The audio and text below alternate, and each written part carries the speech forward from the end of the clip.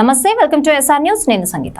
ఆంధ్రప్రదేశ్ ముఖ్యమంత్రి నారా చంద్రబాబు నాయుడుపై సిబిఐతో విచారణ జరిపించాలని కోరుతూ హైకోర్టులో పిటిషన్ దాఖలైంది. చంద్రబాబుపై నమోదైన 6 కేసులకు సంబంధించి సిబిఐ విచారణ జరిపించేలా ఆదేశాలు ఇవ్వాలని హైకోర్టులో ఒక పిటిషన్ పిల్ దాఖలు చేశారు. మొత్తం 114 మందిని ప్రతివాదులుగా చేరుస్తూ ఈ పిటిషన్ దాఖలైనట్లు తెలిసిందే.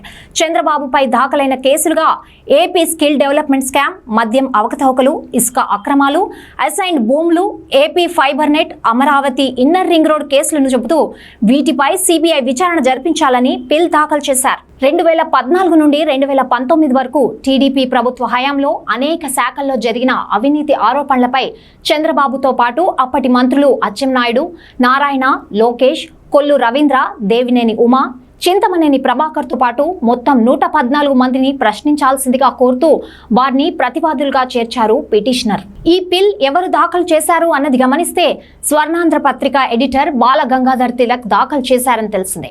ఈ పిల్ ఇప్పుడే వేయడానికి ఓ కారణం చెప్తున్నారు. ఏపీలో కూటమి ప్రభుత్వం అధికారంలోకి వచ్చాక అధికారులంతా ప్రభుత్వానికి అనుకూలంగా వ్యవహరిస్తుండడం వల్ల ఇలాంటి కేసులపై ప్రభావం పడుతోందని, డీజీపీ స్థాయి అధికారులు కూడా చట్ట విరుద్ధంగా వ్యవహరిస్తున్నారని, అందువల్ల నిష్పాక్షిక పారదర్శకమైన దర్యాప్తు కోసం కేసుల్ని కేంద్ర దర్యాప్తు సంస్థకు అప్పగించాలని పిటిషన్ వేసినట్లు తెలిసిందే.